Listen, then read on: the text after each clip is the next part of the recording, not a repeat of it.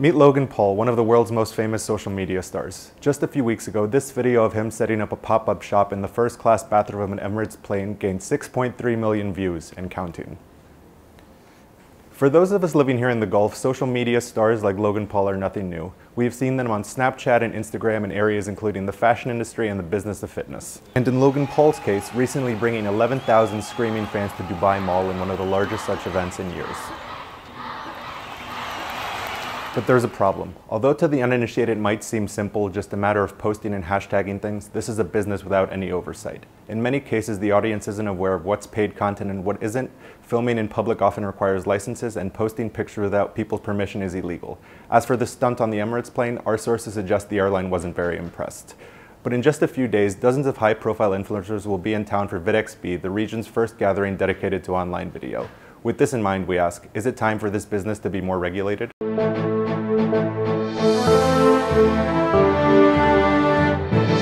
First, the laws. What are the rules and regulations around social media in the UAE? To find out, we spoke to Fiona Robertson, an attorney at Al-Tamimi & Co.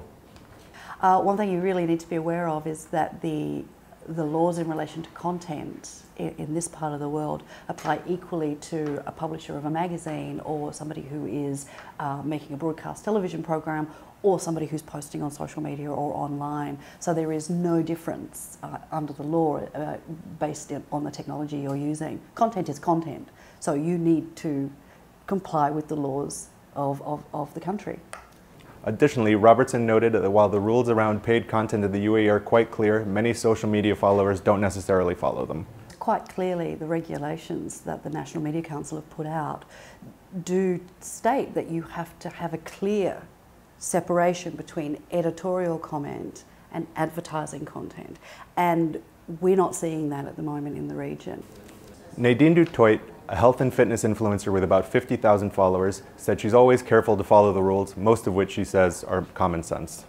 Being in the UAE and being vocal and active on social media,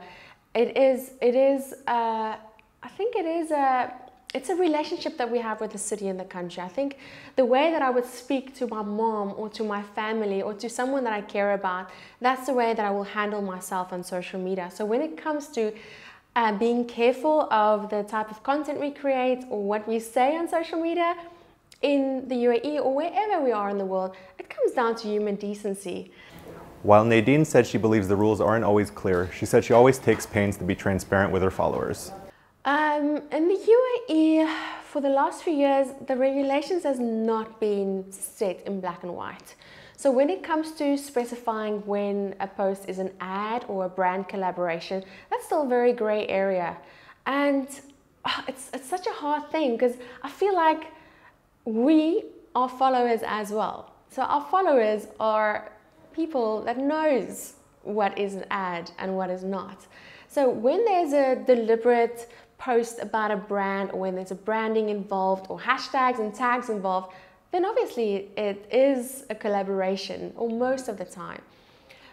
For me, I feel like it takes away something of the organicness of the post when you add ad, but I don't have a problem with it.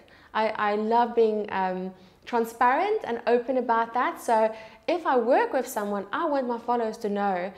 But what does Dubai itself have to say about all this? To find out, I spoke to Omar Bouti, the Executive Director of Innovation at the Dubai Film and TV Commission, who told me that as long as basic rules are followed, influencers are free to create content as they see fit. If you are an influencer or a content creator, you're an individual filming on your iPhone or your Android, currently you basically can go out, you can make your content, you can post it.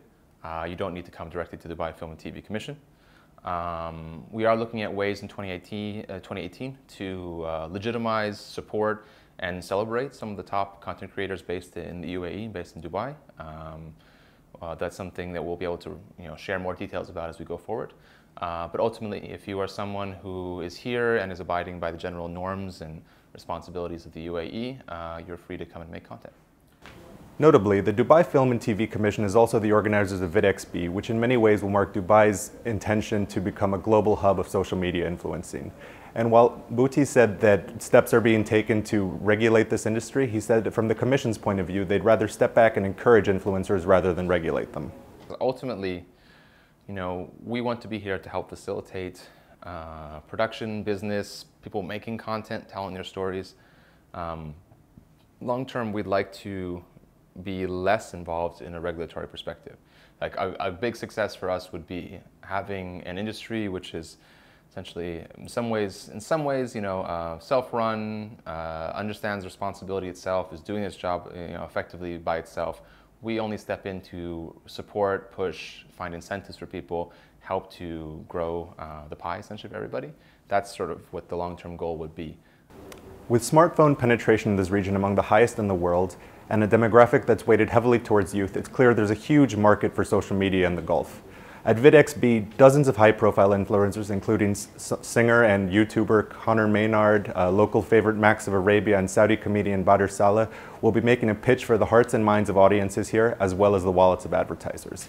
They'll also need to figure out what rules need to be amended, scrapped, or created to make this work in practice and make the seemingly spontaneous antics of people like Logan Paul into a regulated and formalized industry.